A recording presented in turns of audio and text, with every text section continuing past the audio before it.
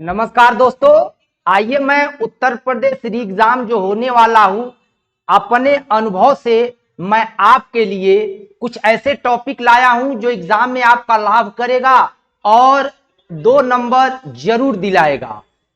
ये हमारा वादा है। ठीक है दोस्तों, तो आइए आप देखिए इसमें क्या है।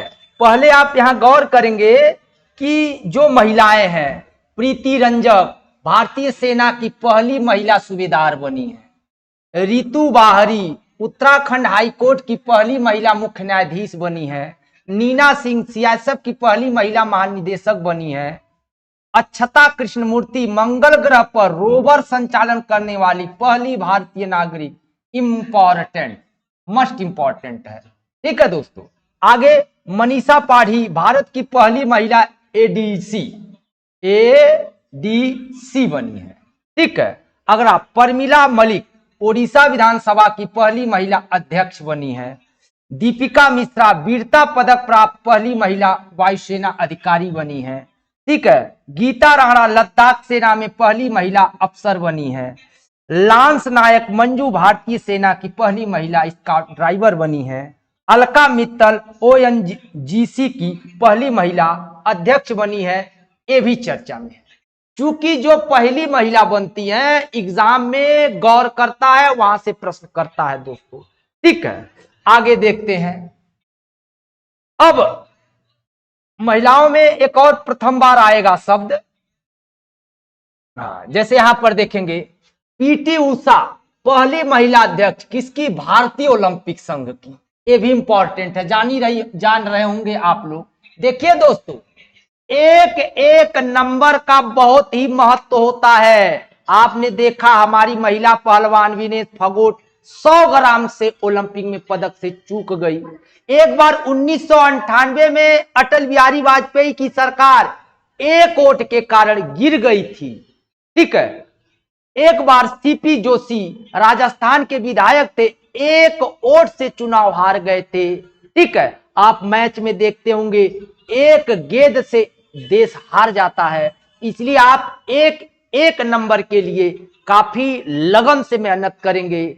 हमारा आपका सहयोग रहेगा, आप मेहनत करेंगे, हम भी कुछ करेंगे, आपका सहयोग करेंगे, आप अवश्य सफल होंगे। देखिए मेघना अहलावत पहली महिला अध्यक्ष भारतीय टेबल टेनिस संघ की। ठीक है, माधवी पुरी सेबी की पहली महिला अध्यक्ष। शिवांगी सिंह भारत की पहली महिला फाइटर पायलट। ज्योति शर्मा भारतीय सेना की पहली महिला जज। आयशा अजीज भारत की सबसे युवा महिला पायलट। हिना जायसवाल वायुसेना की पहली महिला पायलट। शिवांगी जोशी नौसेना की पहली महिला pilot. Indu Malhotra supreme court जज की पहली महिला वकील। इंपॉर्टेंट ही दोस्तों, इंपॉर्टेंट है, ये गौर करिएगा। ठीक है, उससे पहले मैं आपको एक रिवीजन करा दे रहा हूं, आप गौर करेंगे। हाल ही में भारत में जो तूफान आए हैं, हाल ही में चक्रवात आया है, तो जैसे चक्रवात रेमल इसका नामकरण कौन किया है? ओमान किया है। कहां आया है? बंगाल की खाड़ी में। गौर करिएगा दोस्तों, इस टाइप के प्रश्न जरूर लाते हैं एग्जाम में। ठीक है, मोचा नामकरण किया है यमन ने। ये नामकरण है। हर चक्रवात का नाम क्या है, नामकरण क्या है और आया कहां से है? तो मोचा यमन। और किसे प्रभावित किया है? म्यांमार को। ये इंपॉर्टेंट। ये देखिए बीपरजॉय का अर्थ होता है आपदा। इसका नामकरण बांग्लादेश ने किया। कहां से आया? अरब सागर से। किसे प्रभावित किया? भारत को। आपसे पूछेगा बीपरजॉय का अर्थ क्या है? आपदा। बीपरजॉय का नामकरण किसने किया? बांग्लादेश। बीपरजॉय कहां का चक्रवात है? अरब सागर का। और कौन देश प्रभावित हुआ? भारत। ठीक है दोस्तों, अगला गौर करेंगे मिथिली। इंपॉर्टेंट है, इसका नामकरण मालदीव किया। बंगाल की खाड़ी से आया। किसे प्रभावित किया? उड़ीसा को। हमारा जहां तक गौर है 1, 2 ये दोनों मस्ट इंपॉर्टेंट है दोस्तों, जरूर याद रख लीजिएगा। ठीक है, आगे देखते हैं। ये तो भी आपको हमने बताया। अब यहां पर देखेंगे एक प्रश्न इस टाइप का बनेगा। देखिए नाटो आप जो लोग जान रहे हैं नॉर्थ अटलांटिक ट्रीटी ऑर्गेनाइजेशन, मुख्यालय ब्रुसेल्स है, वाशिंगटन में इसका बैठक हुआ कब 2024 में। यहां हम सारे बैठक 2024 वाला ही बता रहे हैं दोस्तों। और ये जो नया सदस्य बने हैं ये भी मैं यहां पर आपका करा दे रहा हूं। तो नाटो का नया सदस्य स्वीडन बना है, ये कौन सा सदस्य हो जाएगा 32वां दोस्तों। ब्रिक्स का बैठक 2024 में कहां होगा रूस में, इसमें नए देश शामिल हुआ है ईरान, सऊदी अरब, यूएई, मिस्र, इथोपिया। कुल कितने देश हो जाएंगे ब्रिक्स में 10। पहले कितने थे 5। 5 कौन बड़े हैं, ईरान बढ़ा, सऊदिया बढ़ा, यूएई बढ़ा, मिस्र बढ़ा, इथोपिया बढ़ा, कुल 10 हो जाएंगे। और 2024 का बैठक कहां होगा दोस्तों, तो याद रखिएगा रूस में होगा। और ब्रिक्स, ठीक है, ब्रिक्स का कोई मुख्यालय नहीं है। हाँ ब्रिक्स बैंक का मुख्यालय जरूर है संघाई चीन में, ठीक है, तो अलग चीज है। एससीओ संघाई सहयोग संगठन जिसका मुख्यालय संघाई है चीन, इसका 2024 का बैठक कहां हुआ, तो अस्ताना। अस्ताना कहां है दोस्तों, कजाकिस्तान में है। और इसका नया सदस्य बना है बेलारूस। और कुल कितने सदस्य हो गए 9 देश सदस्य हो गए। अगला आसियान, आसियान का मुख्यालय जकार्ता है और बैठक 2024 में कहां होगा, जकार्ता में होगा। और इसका नया सदस्य बना है तिमोर, और तिमोर चौथा सदस्य होगा 11वां दोस्तों। अगला G7, G7 की बैठक इटली में हुई है हाल ही में। आप देखेंगे G7 की जो अध्यक्ष है इटली की प्रधानमंत्री है जॉर्जिया मेलोनी, ठीक है। और G7 की जो मुख्य अतिथि है माननीय नरेंद्र मोदी जी है, भारत के पीएम। अगर पूछेगा G7 के मुख्य अतिथि कौन थे, तो नरेंद्र मोदी थे मुख्य चीफ गेस्ट।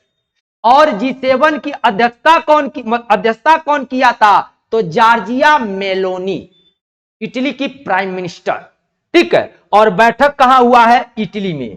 और अब जानेंगे कि G7 पहले G8 था, उसमें से एक देश रूस को एग्जिट किया गया, बाहर कर दिया गया। किसे, रूस को। तो ये पुरानी बात है लेकिन जानकारी रखेंगे। अच्छा G20, आप जानते हैं G20 की बैठक 2023 में भारत में हुआ था और 2024 में कहां होगा, ब्राजील में होगा। G20 विकासशील देशों का संगठन है और इसका नया सदस्य बना है अफ्रीकी यूनियन। कौथा है 21वां है दोस्तों, कौथा है 21वां है। अब इंटरनेशनल सोलर अलायंस, इसका मुख्यालय गुरुग्राम है, इंटरनेशनल सोलर अलायंस। और इसका नया सदस्य पराग्वे बना है 100वां सदस्य, 100वां, ठीक है। एक सदस्य संगठन है बिम्स्टेक। बिम्स्टेक का बैठक 2024 में कहां होगा, थाईलैंड में। इसमें कुल देश कितने हैं, 7 है। इसमें कोई नया सदस्य नहीं बना है दोस्तों। एक बार फिर गौर करेंगे, नाटो क्या है, सैन्य संगठन है। ब्रिक्स क्या है, ब्रिक्स सबसे तेज विकास करने वाले देशों का संगठन है। दुनिया में जो सबसे तेज विकास कर रहे हैं उन्हें ब्रिक्स कहते हैं। और संघाई सहयोग संगठन एक प्रकार से कह सकते हैं मध्य एशियाई देश, अस्ताना इसका बैठक हुआ है। आसियान क्या है, साउथ एशियन देश। G7 क्या है, दुनिया के सबसे अमीर देश। G20 क्या है, दुनिया का विकासशील है और ये सबसे तेज विकास करने वाले हैं। अंतरराष्ट्रीय सोलर अलायंस क्या है, जो देश कर्क रेखा मकर रेखा के बीच में है वो इसके सदस्य बनते हैं। अब बिम्स्टेक क्या है, जो बंगाल की खाड़ी के अगल बगल देश हैं वो बिम्स्टेक में आते हैं दोस्तों। तो ये रिवीजन करिएगा। नेक्स्ट देखिएगा क्वाड का बैठक कहां हुआ है 2024 में, तक आप कहेंगे नई दिल्ली में। क्वाड देशों का बैठक कहां हुआ है दोस्तों, तो आप कहेंगे क्वाड देशों का बैठक कहां हुआ है, तो आप कहेंगे नई दिल्ली में हुआ है। कहां हुआ है, नई दिल्ली में हुआ है। और इसमें 4 देश आते हैं, यूएसए आता है, जापान आता है, भारत आता है, ऑस्ट्रेलिया आता है। इन क्वाड देशों का गठन जानते हैं, चाइना को घेरने के लिए हुआ है। कहां? दक्षिणी चीन सागर में, हिंद महासागर में। हिंद महासागर, दक्षिणी चीन सागर में चीन की दादागिरी चल रही है। उस दादागिरी को रोकने के लिए अमेरिका, जापान, हमारा भारत और ऑस्ट्रेलिया मिल करके नई दिल्ली में बैठक किए हैं। और इस संगठन क्या है? क्वाड। क्वाड देशों ने एक सैन्य अभ्यास किया है, मालाबार, बताए भी थे आप लोगों को, सैन्य अभ्यास मालाबार, याद रखेंगे, बंगाल की खाड़ी में। यूनेस्को का हेडक्वार्टर पेरिस है। और बैठक कहां हुआ है? 2024 में नई दिल्ली में हुआ है। गौर करिएगा, इसमें कुल 154 देश है, कोई नया देश नहीं बना है। इंटरपोल का मुख्यालय लियोन है। लियोन फ्रांस में पड़ता है दोस्तों। और इसका भी बैठक दिल्ली में हुआ है 2024 में, याद रखेंगे। और कुल 195 देश सदस्य हैं, सॉरी अब 96 हो गए हैं। कितने देश हो गए हैं? 196 देश सदस्य हो गए हैं। किसके? इंटरपोल के। अब जानिए इंटरपोल क्या है। अब चूंकि यूपीपी में बैठेंगे, दुनिया का सबसे बड़ा पुलिस संगठन है इंटरपोल। इंटरपोल अंतरराष्ट्रीय अपराधियों को पकड़ने के लिए एक कार्ड जारी करता है, जिसे हम रेड कार्ड कहते हैं। जैसे कोई बड़ा अपराधी हो, इंटरनेशनल लेवल का डॉन हो, तो इसे पकड़ने के लिए इंटरपोल बना है। लियोन, ये अंतरराष्ट्रीय पुलिस है। वैसे तो अंतरराष्ट्रीय पुलिस कहा जाता है सुरक्षा परिषद को, जिनके पास वीटो है उन्हें कहा जाता है, लेकिन कार्य ये करता है। तो जो अंतरराष्ट्रीय पुलिस का संगठन लियोन है, इसकी बैठक नई दिल्ली में हुई है। ठीक है। सार्क, साउथ एशियन देश, मुख्यालय काठमांडू है, बैठक इस्लामाबाद में होगा। 7 देश सदस्य हैं, पहले 8 थे। अफगानिस्तान को क्या किया गया? बाहर कर दिया गया जब से तालिबान वाले कब्जा हो गए। तो गौर करेंगे कितने देश हैं वर्तमान में? 7 हैं दोस्तों। CSC, इसका अर्थ होता है Colombo security conclave. Colombo security conclave, इसकी बैठक मॉरिशस में होगी। अभी होगी, सॉरी वर्चुअल होगी, मतलब ऑनलाइन डिस्कस होगा, डिबेट होगा। और इसका 5वां सदस्य बांग्लादेश बना है, हमारा पड़ोसी। इसमें कुल 5 देश सदस्य हैं। किसमें? CSC में 5 देश सदस्य हैं। बांग्लादेश 5वां बना है। मॉरिशस में बैठक होगा। तो हम आपको अपडेट कर दिए दोस्तों। अब देखेंगे एक खेल, मुख्यतः ध्यान देंगे कौन खेल कहां होगा, गौर कर देंगे, थोड़ा सा रिवीजन करेंगे दोस्तों। हमारा प्रयास है कि आप सफलता पाएं और जरूर आपके घर बिल्ला जाए, जरूर आपके ऊपर वर्दी खिले। ठीक है। ओलंपिक कहां हुआ? पेरिस में, जान ही रहे हैं। और अगला कहां होगा? लॉस एंजिल, यूएसए में। अगला कहां होगा? यूएसए में। हुआ कहां है? पेरिस में। फीफा वर्ल्ड कप आप जान ही रहे हैं, जो दुनिया का सबसे बड़ा क्या है? फुटबॉल का संगठन है फीफा वर्ल्ड कप हुआ कहां है? कतर में हुआ है। होगा कहां? तो कहेंगे यूएसए, कनाडा और मैक्सिको में होगा। ये होगा, आई हुआ है। राष्ट्रमंडल खेल कहां हुआ है? इंग्लैंड में। कहां होगा? ग्लासगो में। ग्लासगो कहां है? स्कॉटलैंड में है। देखिए, राष्ट्रमंडल में वही देश खेलते हैं जो कभी ब्रिटेन के गुलाम हुआ करते थे। जो देश ब्रिटेन के गुलाम हुआ करते, अब यहां ज्यादा डिस्कस करने का समय है नहीं दोस्तों, फास्ट रिवीजन करा दे रहे हैं। हो सकता है आपको 2 नंबर 3 नंबर तक का लाभ हो जाएगा, जरूर देखिएगा। अगला एशियन गेम कहां हुआ है? चीन के हांगझू में चीन के। अगला कहां होगा? नयोगा कहां है? जापान में। अगला कहां होगा? नयोगा में। ये याद रखेंगे, जरूर पूछ लेता है। ओलंपिक पेरिस में हुआ, होगा लॉस एंजिल में। फीफा कतर में हुआ, होगा अमेरिका, कनाडा, मैक्सिको में। राष्ट्रमंडल इंग्लैंड में हुआ, होगा ग्लासगो में। एशियन गेम हांगझू में होगा नयोगा में, जापान में। क्या खेल। अब अगला देखेंगे एक क्रिकेट वाला खेल। कौन? Men's cricket. मेंस वाला पूछता है तो मैन का जो वनडे हुआ भारत में हुआ, T20 यूएसए वेस्ट इंडीज में हुआ, चैंपियन ट्रॉफी पाकिस्तान में होगा। विवादों में है कि भारत जाएगा कि नहीं जाएगा, अभी भारत निर्णय नहीं ले पा रहा है। तो गौर करेंगे, वनडे भारत में हुआ, ऑस्ट्रेलिया जीत गया भारत को हरा करके। T20 यूएसए वेस्ट इंडीज में हुआ, भारत जीत गया साउथ अफ्रीका को हरा करके। चैंपियन ट्रॉफी होगा, कहां होगा? पाकिस्तान में होगा। अब देखिए hockey world cup. Hockey world cup 2023 वाला भारत में हुआ है और 2027 में बेल्जियम में होगा। ये गौर करेंगे, हॉकी वर्ल्ड कप 2023 वाला भारत में हुआ है और 2027 वाला बेल्जियम में होगा। गौर करेंगे शब्दों पर, फर्क जानेंगे, कॉन्सेप्ट क्लियर रखेंगे, तब चीजें समझ में आता है। सिर्फ पढ़ने से, देखने से दिमाग कनेक्ट नहीं कर पाता है दोस्तों।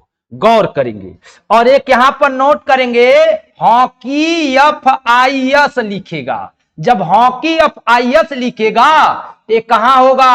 ओमान में होगा। अगर आपसे लिखेगा हॉकी, लिखेगा हॉकी FIS, ये लिखेगा तो ओमान कहिएगा। क्यों कहिएगा? जिस तरह से IPL हो रहा है, जैसे हॉकी, जैसे वनडे को T20 बना दिया गया, उसी तरह से हॉकी को छोटा बना दिया गया। हॉकी फीफा कहां? ओमान में होगा। ये गौर करेंगे दोस्तों, जरूर लाभ करेगा आपके लिए, संजीवनी बूटी का काम करेगा। अब देखिए आप देखिएगा, खेलो इंडिया यूथ गेम, खेलो इंडिया यूथ गेम कहां होगा? कोयम्बटूर चेन्नई में। कहां है? तमिलनाडु है। ठीक है। राष्ट्रीय खेल कहां होगा? तो 48वां उत्तराखंड में होगा और 39वां मेघालय में होगा। आएगा, जरूर जवाब दीजिएगा, कंफ्यूज मत होइएगा। खेलो इंडिया यूथ गेम अलग है और राष्ट्रीय खेल अलग है, इसे हम नेशनल गेम कहते हैं। अक्सर पूछता है दोस्तों, ये मेरा निजी अनुभव है, तो गौर करेंगे दोनों पर। ठीक है। नेक्स्ट, अब आप महिला, अब आपने खेल वाला जाना, चक्रवात आया, 2 वैरायटी जान गए। तीसरी वैरायटी हमने महिलाओं वाला बताया। चौथी वैरायटी देखेंगे हम। एक वीडियो में कई चीजों को कवर करने का, थोड़ा सा फास्ट देख लेंगे कौन क्या है, कौन क्या है। तो यहां पर सबसे पहले यूपी में देख लीजिए। आप लोग गौर हो सकता न किए हो और किए भी हो। अब यूपी में यदि हम आएंगे, कहां? यूपी में। तो यूपी में एक मिल जाएगा आपका विधानसभा, विधानसभा। अब आपको पता है विधानसभा में 403 सदस्य हैं, अब +1 मनोनीत होते हैं। 403 पर चुनाव होता है और 1 मनोनीत होते हैं। अब देखिए सीएम जान ही रहे हैं, माननीय योगी जी हैं, यहां ज्यादा कुछ बताना नहीं है। ठीक है, योगी जी है। दूसरा सीएम, और अगर पूछेगा विधान सभा क्या अध्यक्ष, अगर विधानसभा अध्यक्ष पूछेगा तो आप कह देंगे सतीश महाना जी हैं, महाना याद रखेंगे। ठीक है। और यदि पूछेगा विधान सभा के नेता, सदन, याद रखिएगा सदन के नेता, तो आप क्या कहेंगे? ब्रिजेश पाठक कहेंगे। क्या कहेंगे? ब्रिजेश पाठक कहेंगे। यदि पूछेगा विधानसभा विपक्ष के नेता पूछेगा तो आप क्या कहेंगे? माता प्रसाद पांडे जी। कौन? पांडे जी। अब कहां से चुनाव लड़ते हैं? इटावा। लेकिन ये इटावा मुलायम सिंह जी वाला नहीं है, ये इटावा कहां का है? सिद्धार्थनगर का है। ठीक है, एक तो माननीय मुलायम सिंह यादव जी वाला इटावा है, तो उस इटावा की बात नहीं हो रही है। तो सीएम हो गए योगी जी, अब विधानसभा अध्यक्ष हो गए सतीश महाना जी, अब विधानसभा के नेता हो गए ब्रजेश पाठक जी, और विपक्ष के नेता हो गए माता प्रसाद पांडे जी। अभी हाल ही में अखिलेश यादव जी ने बड़ा कार्ड खेलते हुए माता प्रसाद पांडे जो इटावा के हैं, बड़े ही मस्त और बड़े ही जानदार नेता हैं, उन्हें विपक्ष का नेता बनाया गया। तो इसे भी याद रखिएगा। अब चलते हैं विधान परिषद पर। क्या? विधान परिषद, विधान परिषद। तो आप जब विधान परिषद में आएंगे दोस्तों, तो गौर करेंगे सदस्य कितना बांटे? 100 बांटे, 100 सदस्य बांटे। अब विधान सभापति होते हैं, यहां कौन होते हैं? सभापति। अब यदि प्रथम पूछेगा तो चंद्रभाल कहेंगे, चंद्रभाल। और यदि सभापति क्या पूछेगा? वर्तमान। यदि वर्तमान सभापति पूछेगा तो क्या कहेंगे? मानवेंद्र सिंह। मानवेंद्र सिंह कहिएगा। याद रखिएगा, विधान परिषद के प्रथम अध्यक्ष चंद्रभाल जी हैं, और विधान परिषद के वर्तमान अध्यक्ष मानवेंद्र सिंह जी हैं। अच्छा, विधान परिषद के विपक्ष के नेता, विपक्ष के नेता याद रखेंगे। विधान परिषद में जो विपक्ष के नेता हैं, ये भी सपा के हैं। कौन है? लाल बिहारी जी। लाल बिहारी क्या है? यादव जी हैं। और कहां के हैं? आजमगढ़ के हैं। याद रखेंगे, आजमगढ़ के कौन है? लाल बिहारी यादव जी। अरे क्या बने हैं? विपक्ष के नेता। कहां पर? विधान परिषद में। लेकिन माता प्रसाद पांडे कहां के बने हैं? विधान सभा के। ठीक है, क्लियर है? गौर करिएगा, कॉन्सेप्ट क्लियर रखिएगा, जरूर पूछते हैं ऐसे क्वेश्चन। अब इसके अलावा एक दो पॉइंट और देखिए। उत्तर प्रदेश उच्च न्यायालय, उत्तर प्रदेश उच्च न्यायालय के मुख्य न्यायाधीश, अर्थात अगर आपसे पूछेगा प्रयागराज हाई कोर्ट के मुख्य न्यायाधीश कौन है, तो आप कहेंगे न्यायमूर्ति, क्या कहेंगे? न्यायमूर्ति अरुण भंसाली जी। याद रखिएगा दोस्तों, अब चूंकि अरुण नाम बड़ा पॉपुलर नाम है, ठीक है, अरुण भंसाली जी है, ठीक है। और यदि यूपी का क्या पूछेगा? डीजीपी, तो आप क्या कहेंगे? प्रशांत कुमार। कौन है? प्रशांत कुमार है। अगर यूपी का मुख्य सचिव पूछेगा, यूपी के मुख्य सचिव, यूपी के मुख्य सचिव पूछेगा तो आप क्या कहेंगे? अजय कुमार, क्या कहेंगे? अजय कुमार। याद रखेंगे, मुख्य सचिव मोस्ट इंपॉर्टेंट है, याद करेंगे, ठीक है। और ठीक है, हाँ, अगर आपसे पूछेगा मुख्य सचिव अजय कुमार, डीजीपी प्रशांत कुमार, अब मुख्य न्यायाधीश अरुण कुमार, अब महाधिवक्ता पूछेगा, महाधिवक्ता। देखिए, जैसे केंद्र में क्या होते हैं? महान्यायवादी होते हैं, उसी तरह से यहां पर महाधिवक्ता होते हैं। तो महाधिवक्ता कौन है? तो कहेंगे अजय कुमार मिश्रा जी हैं। वन मिनट, ये मनोज कुमार है, मनोज कुमार। ये है अजय कुमार मिश्रा। ये जानते हैं क्या होता है? ये सरकार का पक्ष रखते हैं, सरकार के वकील हैं। अगर आप सरकार पर मुकदमा मारेंगे तो महाधिवक्ता जी सरकार की तरफ से पैरवी करेंगे। तो महाधिवक्ता है अजय कुमार मिश्रा, और यूपी के मुख्य सचिव हैं मनोज कुमार, और डीजीपी है प्रशांत कुमार, और उच्च न्यायालय के न्यायाधीश है एक और, एक लिखेंगे महिला आयोग, महिला आयोग की अध्यक्ष, तो क्या कहेंगे विमला बाथम, क्या कहेंगे विमला बाथम कहेंगे। क्या कहेंगे महिला आयोग की अध्यक्ष कौन है, विमला बाथम जी है, ये भी याद रखेंगे। एक चीज यहां छोटा सा मैं ब्रैकेट्स बना के बता दे रहा हूं, आप जानते होंगे, होता है एक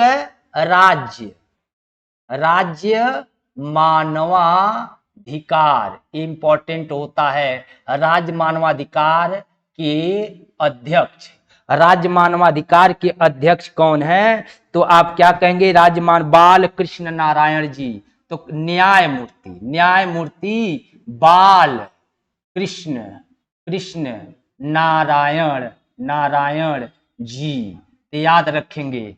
अब देखिए कॉन्सेप्ट क्लियर रखिए। आपके मुख्य न्यायाधीश कौन है यूपी के, तो आप कहेंगे अरुण भंसाली जी हैं। अगर पूछेगा महाधिवक्ता कौन है यूपी के, तो अजय कुमार मिश्रा जी हैं। यदि पूछेगा महिला आयोग की अध्यक्ष कौन है, तो आप विमला बाथम जी हैं। अगर डीजीपी पूछेगा तो प्रशांत कुमार जी हैं। और यदि राज्य मानवाधिकार आयोग का अध्यक्ष पूछेगा तो बालकृष्ण नारायण जी हैं। जरूर छापिएगा दोस्तों, जरूर गौर करिएगा। अब गुड आगे ध्यान देंगे। अब थोड़ा सा सरसरी नजर में बहुत फास्ट तरीके से हम वर्तमान में कौन क्या है यूपी का आप जानी गए, भारत का देख लेते हैं। एक एक नंबर के लिए मेहनत करना पड़ता है दोस्तों। वही लड़का तकदीर बनाता है जो थोड़ा अलग करके दिखाता है। आप थोड़ा अलग करने का प्रयास करेंगे, एक एक पल को आप एग्जाम में लगाएंगे और गौर करिएगा, जरूर से जरूर रिजल्ट पाएंगे। ठीक है। अब निर्वाचन आयोग, अब देखिए मुख्य चुनाव आयुक्त कौन है, राजीव कुमार 25वां, इतना याद रखेंगे। मुख्य चुनाव आयुक्त कौन है, राजीव कुमार जी हैं। इसके अलावा महालेखा नियंत्रक परीक्षक कौन है, तो महालेखा नियंत्रक परीक्षक में आ जाएंगे गिरीश चंद्र मुर्मू। ये जैसे हमारी महामहिम जी है, सेम ये भी मुर्मू ही है। अब 14वां नहीं पूछेगा, सबका नहीं पूछता है। ठीक है। अच्छा, महालेखा नियंत्रक, ठीक है, एस दुबे जी है। ये तीनों नाम महत्वपूर्ण है, ये तीनों महत्वपूर्ण है एग्जाम के नजरिए से। आगे गौर करेंगे। अब देखिए हमारे सभापति राज्यसभा के जगदीप धनखड़ जी हैं। आपको पता है हमारे जो मुख्य उपराष्ट्रपति महामहिम जी हैं वही बनते हैं सभापति राज्यसभा के। और उप सभापति मोस्ट इंपॉर्टेंट हरवंश नारायण सिंह जी है। ठीक है। महासचिव हालांकि प्रमोद चंद्र मोदी जी है, ये मोस्ट इंपॉर्टेंट नहीं है। नेता विपक्ष राज्यसभा में मल्लिकार्जुन खड़गे जी है। याद रखिएगा, कांग्रेस पार्टी के इस समय के सबसे बड़े नेता है राहुल गांधी जी के समान। तो ये क्या है, विपक्ष के नेता राज्यसभा के मल्लिकार्जुन खड़गे जी। अगला नेता सत्ता पक्ष के राज्यसभा में जेपी नड्डा, ये भी इंपॉर्टेंट जानकारी रखना चाहिए। हर तैयारी करने वाले बच्चे को ये बातें जरूर जानना चाहिए। अगर आप ये नहीं जान रहे हैं तो क्या करेंगे। ठीक है। आगे अब लोकसभा में आएंगे। लोकसभा में अध्यक्ष कौन है, ओम बिरला जी। महासचिव लोकसभा के उत्पल कुमार जी हैं। और विपक्ष के नेता माननीय राहुल गांधी जी हैं। तो ये जी जरूर याद रखेंगे। बेसिक बातें हैं दोस्तों। नेक्स्ट ध्यान देंगे। अब थोड़ा सा अंतरराष्ट्रीय संगठनों पे गौर करेंगे। अब महासचिव संयुक्त राष्ट्र संघ एंटोनियो गुटरेस कहां के हैं, पुर्तगाल के। ये दिन का दूसरा कार्यकाल है, ये इंपॉर्टेंट है। उसके बाद 14वें अध्यक्ष विश्व बैंक अजय बांगा जी। अब चूंकि भारत के हैं तो इसलिए याद रखेंगे अजय बांगा जी। ठीक है, अजय बांगा जी हैं, भारत के हैं, तो ये भी याद रखेंगे। अंतरराष्ट्रीय मुद्रा कोष क्रिस्टालिना जॉर्जिएवा बुल्गारिया की हैं, ये भी इंपॉर्टेंट है। क्यों? क्योंकि अभी भारत में आई थी जब G20 का बैठक नई दिल्ली में हुआ था, भारत मंडपम में, वहां ये भी आई थी, काफी भारतीय परंपरा से, भारतीय लोक कलाओं से बहुत ही खुश हो गई थी। तो ये याद रखेंगे, और तो मस्ट इंपॉर्टेंट नहीं है, जानकारी तो सब सही है, नाटो जान सकते हैं, मार्क रूट, लेकिन ज्यादा महत्वपूर्ण नहीं है। भाई मानवाधिकार आयोग के जान सकते हैं, बोलकर तुर्क ऑस्ट्रिया के, लेकिन मस्ट इंपॉर्टेंट ये तीनों तो है, इसे तो मानना पड़ेगा। अब गौर करेंगे नेक्स्ट, अभी परिचित होंगे आप शाहिद अफरीदी जी, पाकिस्तान के बल्लेबाज, युवराज सिंह जी, टीम इंडिया के पूर्व all rounder, best player of the India, sixer king Yuvraj Singh. अगला क्रिस गेल, वेस्ट इंडीज के सलामी बल्लेबाज, कौन मोहताज है, ठीक है। उसेन बोल्ट जी, जान ही रहे, सबसे बड़े धावक, ये लोग दिग्गज है। ये क्या है? ओलंपिक स्वर्ण पदक विजेता है, ये दुनिया के सबसे तेज धावक हैं, जमैका के हैं। ये लोग क्या बने हैं? ब्रांड एम्बेसडर बने थे, किसके? T20 वर्ल्ड कप के, T20 वर्ल्ड कप के ब्रांड एम्बेसडर हैं आप लोग। ये भी जरूर याद रखिएगा, जानना चाहिए, किसी एग्जाम में बैठिए ये जानना चाहिए। अब देखिए, ये भी मस्ट इंपॉर्टेंट, आपको लग रहा होगा बड़ा मस्ट इंपॉर्टेंट है।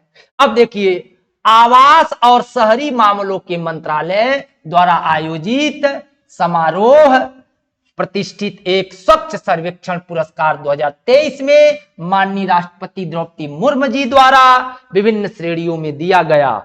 सबसे स्वच्छ शहर का खिताब सूरत और इंदौर को संयुक्त रूप से, वैसे तो इंदौर पहले होता, सबसे नेट एंड क्लीन सिटी है इंदौर, ठीक है। तो याद रखेंगे, तो इंदौर प्लस सूरत इस बार संयुक्त रूप से पाए हैं। अब देखेंगे, ठीक है, ये दोनों याद रखेंगे। आगे अब इधर आ जाएंगे, थोड़ा सा अन्य पुरस्कारों पर बहुत ही हल्का हम फोकस करेंगे। आर्यभट्ट पुरस्कार बड़ा महत्वपूर्ण नहीं है, पुतिंजर पुरस्कार रिकेट यामा मोटा, क्योंकि ये क्या है? ये पत्रकारिता के क्षेत्र में दिया जाता है जर्नलिस्टों को। ये बहुत संगीत कला निधि मिला है TM कृष्णा जी को। नित्य कला निधि पुरस्कार नीना प्रसाद, तो बहुत है। फ्रांस का सर्वोच्च नागरिक सम्मान शशि थरूर जी, आपको पता है कांग्रेस के बड़े नेता शशि थरूर जी, इंग्लिश के बहुत बड़े विद्वान है शशि थरूर जी। शशि थरूर जी केरला के, बहुत अच्छी वाक्य शैली है शशि थरूर जी की। Under water photographer Alex Dawson है। अगला एक कपास अवार्ड, ये तो विशेष महत्वपूर्ण नहीं है। अब आगे तो गौर करेंगे।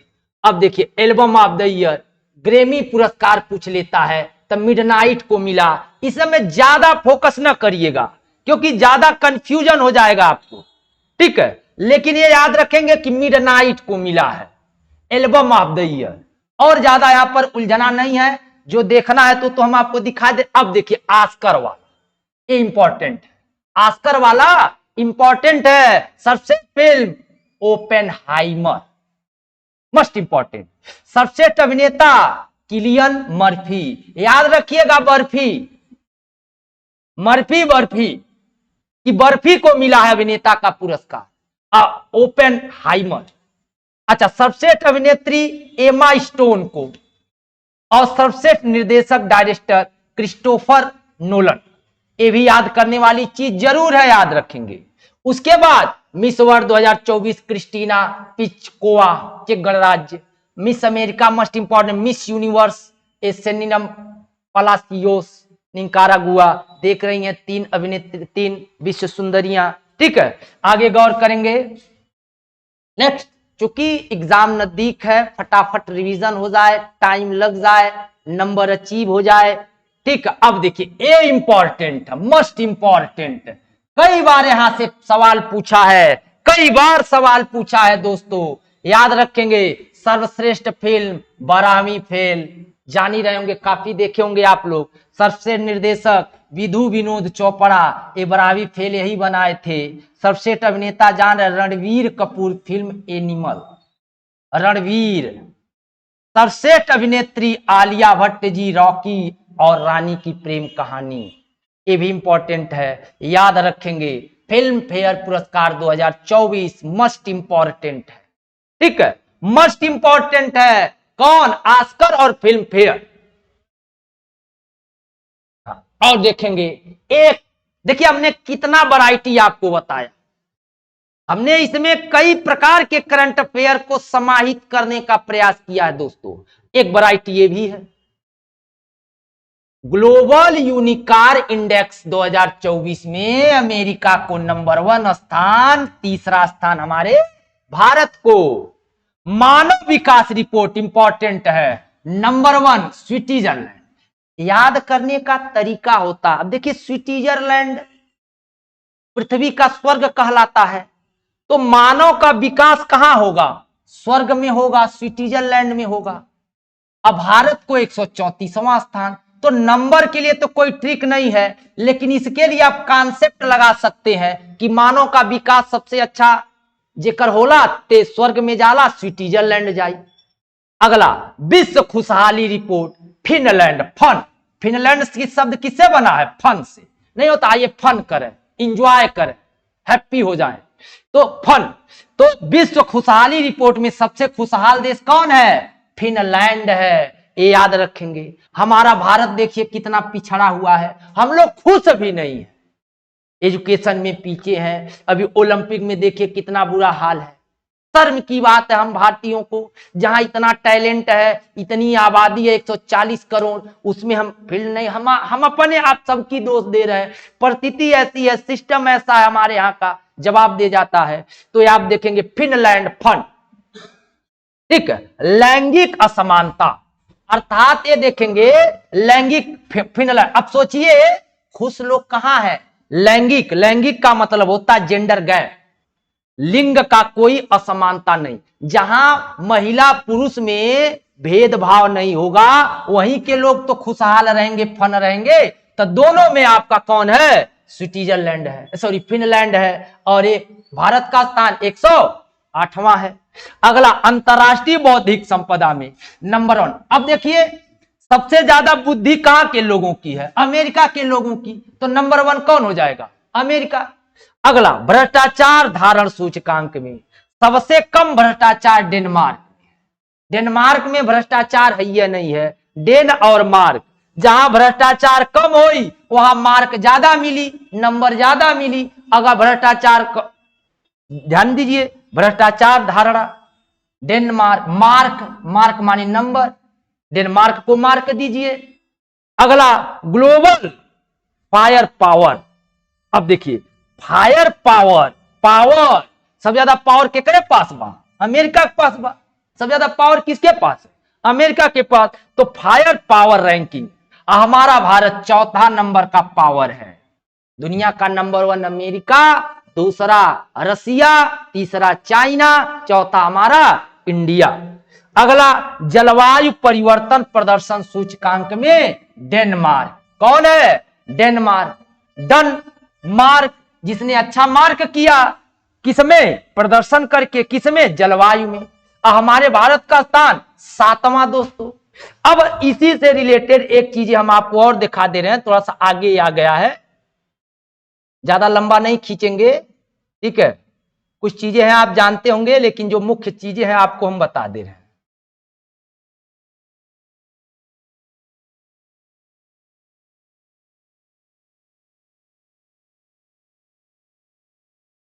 देखिए छूट गया है, देखिए यहां पर एक विश्व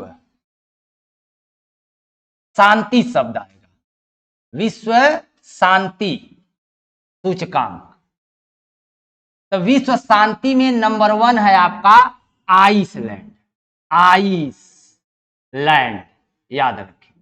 ये जीके पूछ लेता है, थोड़ा सा हमारे पास वो थोड़ा पीडीएफ छूट गया कहीं से, तो हम आपको रिवीजन करा देंगे, कुछ और बातें उसमें है, इसलिए हम इसे छोड़ रहे हैं। आगे एक बार फिर देख लेंगे। अब थोड़ा सा यहां देखेंगे, हमारे लेफ्टिनेंट जनरल अनिल चौहान जी क्या है? चीफ डिफेंस स्टाफ है। नौसेना प्रमुख कौन है? एडमिरल आर हरि कुमार है, 25वें। वायुसेना अध्यक्ष कौन है? विवेक राम चौधरी जी हैं। थल सेना अध्यक्ष जनरल मनोज पांडे जी हैं। अब मनोज पांडे जी अभी हाल ही में बदल गए, ठीक है। अब गौर करेंगे अगला, अब एक चीज और यहां पर गौर करेंगे, जीएसटी परिषद की 49वीं बैठक किस शहर में किया गया? तो आप क्या कहेंगे? जीएसटी बैठक न्यू दिल्ली में हुआ है, ठीक है। इसमें चेयरमैन कौन होते हैं? Prime minister. देखिए सभी राज्यों के एक प्रतिनिधि इसमें शामिल होते हैं। और जीएसटी परिषद के अध्यक्ष वित्त मंत्री होते हैं तो निर्मला सीतारमण। ऐसे पूछ देगा जीएसटी परिषद की 49वीं बैठक नई दिल्ली में की गई, उसकी अध्यक्षता किसने किया? तो आप दिमाग लगा दीजिएगा कि निर्मला सीतारमण कैले हुई है। क्यों? क्योंकि वित्त मंत्री है, ठीक है। और कहां किया गया? नई दिल्ली में। अब किस आर्टिकल के तहत? 219। इतना डीप आपके लिए नहीं जाएगा, ठीक है, आगे ध्यान देंगे। अब देखिए यहां आ गया, थोड़ा सा इसी को हम खोज रहे थे, लूज हो गया था। एआई तत्परता सूचकांक याद रखेंगे, नंबर 1 सिंगापुर। सिंगापुर आई, एआई, ऐसे याद रहे, सिंगापुर आई। देख तर्क, हम तो तर्क रख लेते हैं। एआई में नंबर 1 कौन है? सिंगापुर। हमारा भारत 72वें स्थान पर है। अच्छा, वैश्विक ऊर्जा संक्रमण सूचकांक में स्वीडन अच्छा है। ग्लोबल जेंडर गैप सूचकांक में आइसलैंड नंबर 1 है, ठंडा देश है। पर्यावरण प्रदर्शन सूचकांक में एस्टोनिया नंबर 1 है। पर्यावरण प्रदर्शन सूचकांक में एस्टोनिया, याद रखेंगे, मस्ट इंपॉर्टेंट, एस्टोनिया नंबर 1 है। उसी तरह से वैश्विक शांति सूचकांक में आइसलैंड। शांति कहां रही? जहां आइस रही, बर्फ रही, ठंडा रही मौसम। यात्रा और पर्यटन विकास में अमेरिका सबसे अच्छा। यात्रा लोग कहां जाते हैं? अमेरिका जाते हैं। प्रेस स्वतंत्रता, ये भी इंपॉर्टेंट है। अनुच्छेद 19 के तहत प्रेस को आजादी दी गई। सबसे ज्यादा कहां? नॉर्वे में। और साइबर क्राइम रूस। हमारे भारत का स्थान 10वां। ये भी मस्ट इंपॉर्टेंट है दोस्तों, ठीक है। अब ज्यादा समय आप काम नहीं लेना चाहते क्योंकि काफी है। ये पुरस्कार है सरस्वती सम्मान, किसे मिला 2023 में? प्रभा वर्मा जी को उपन्यास है रौद्र सात्विकम। आप जानते हैं पाला सरस्वती सम्मान किसे मिला था? पाला सरस्वती सम्मान किसको मिला था? तो हरिवंश राय बच्चन जी को मिला था। क्या भूलूं क्या याद करूं, उनकी आत्मकथा है। और वर्तमान में सरस्वती सम्मान प्रभा वर्मा जी को मिला है, याद रखेंगे, ठीक है। और 2023 का क्या? दादा साहब फाल्के पुरस्कार। दादा साहब फाल्के पुरस्कार किसे मिला है? वहीदा रहमान जी की, क्लासिकल अभिनेत्री हैं वहीदा रहमान जी, ठीक है दोस्तों। क्योंकि वहीदा रहमान जी की कॉमेडी मूवी हमको याद आ गई, बड़ी अच्छी मूवी बनाती हैं, लाजवाब मूवी बनाती है, तो थोड़ा सा इस्तेमाल कर दिए, बड़ी अच्छी चीज है। एवल ये महत्वपूर्ण नहीं है। बुकर पुरस्कार, Paul lynch. Profit song, must important, Paul lynch, Booker. अंतरराष्ट्रीय बुकर पुरस्कार ये याद रखेंगे, जेनी, बड़ा नंबर याद ना याद रखें, जेनी और माइकल हाफमैन, माइकल हाफमैन जी को, ठीक है दोस्तों। ये गौर करेंगे ऐसे पुरस्कार बुकर, पाल बुकर, ठीक है। अंतरराष्ट्रीय बुकर, देखिए पढ़ते वक्त कॉन्सेप्ट क्लियर रखना चाहिए, तभी चीजें दिमाग पर सेट होता है दोस्तों, ठीक है। तो ये गौर करेंगे। अगला देखेंगे। अब देखिए थोड़ा सा एक बार ये भी हो जाए, क्योंकि टाइम नहीं है कि नेक्स्ट वीडियो मैं बनाऊंगा। अब देखिए पेरिस ओलंपिक 2024, भारत ने कुल पदक जीता 6। भारतीय ओलंपिक खिलाड़ी 117 गए थे। भारत इस वर्ष पेरिस ओलंपिक 2024 में कौन से स्थान पर था? 69। नंबर 1 स्थान अमेरिका का है, नंबर 2 स्थान चाइना का है, नंबर 3 ऑस्ट्रेलिया, ये तो जान ही रहे। लेकिन हमारे भारत का स्थान 69वां है, याद रखेंगे। और कुल कितना पदक हम लाए? 6। मनु भाकर जी हरियाणा की, देश का पहला, किसमें? 10 मीटर एयर पिस्टल में क्या जीती? कांस्य पदक, पहली भारतीय महिला बनी है। ये याद रखेंगे, मस्ट इंपॉर्टेंट। मनु भाकर जी जान ही रहे होंगे। दूसरा मनु भाकर प्लस सरबजोत सिंह जी, ये भी हरियाणा के हैं, 10 मीटर एयर पिस्टल में। ये मिश्रित टीम, अर्थात मनु भाकर जी 2 पदक जीती है, ठीक है। एक सिंगल और एक डबल। अगला स्वप्निल कुसाले महाराष्ट्र के हैं, 50 मीटर राइफल में कांस्य पदक जीते। भारतीय हॉकी टीम पुरुष वाली कांस्य पदक जीती। 2 खिलाड़ी उत्तर प्रदेश के वाराणसी के हैं, एक ललित उपाध्याय जी, एक गाजीपुर के राजकुमार रावपाल जी। याद रखेंगे ललित उपाध्याय जी। ललित उपाध्याय जी का संबंध कहां से है? वाराणसी से है। और राजकुमार पाल जी का गाजीपुर से है। अभी हाल ही में हमारी सरकार ने अर्थात यूपी सरकार ने आपके लिए घोषणा भी किया है। ठीक है। अच्छा, नीरज चोपड़ा जी हरियाणा में के 89.43 मीटर भाला फेंक में आप जानते हैं रजत जीते हैं। अमन सेहरावत जी हरियाणा के फ्रीस्टाइल स्पर्धा में कांस्य पदक जीते हैं। अगला भारतीय ओलंपिक पदक विजेता बन गए। तो ये ओलंपिक का अपडेट हमने कर दिया, जरूर याद रखेंगे जाने से पहले एक बार, ये भी अपडेट हो गए आप। ठीक है। नेक्स्ट में आप देखेंगे राष्ट्रीय युवा सांसद महोत्सव पुरस्कार में कौन पाए हैं? भास्कर दुग्गल हरियाणा के। हरियाणा के लोग ज्यादा पदक जीत रहे हैं। आगे मेजर ध्यानचंद खेल रत्न पुरस्कार, खेल जगत का सर्वोच्च सम्मान है, ये आपको भी पता है। एक शुरुआत 91 में हुई, धनराशि 25 लाख है। चिराग शेट्टी जी और सात्विक साई जी। अब पहली बार कौन पाए थे? विश्वनाथ आनंद जी। ठीक है। अब प्रसिद्ध तो इस तरह से आप इसे भी गौर करेंगे। ठीक है दोस्तों, तो यह रहा हमारा आपके लिए एक गिफ्ट, करंट अफेयर का, पुरस्कार का, खेल का, अन्य सभी प्रकार के चीजों का। हमें आशा है कि जरूर 1-2 प्रश्न आपका इससे जरूर मिलेगा। लाभ उठाइए। तब तक के लिए नमस्कार, धन्यवाद।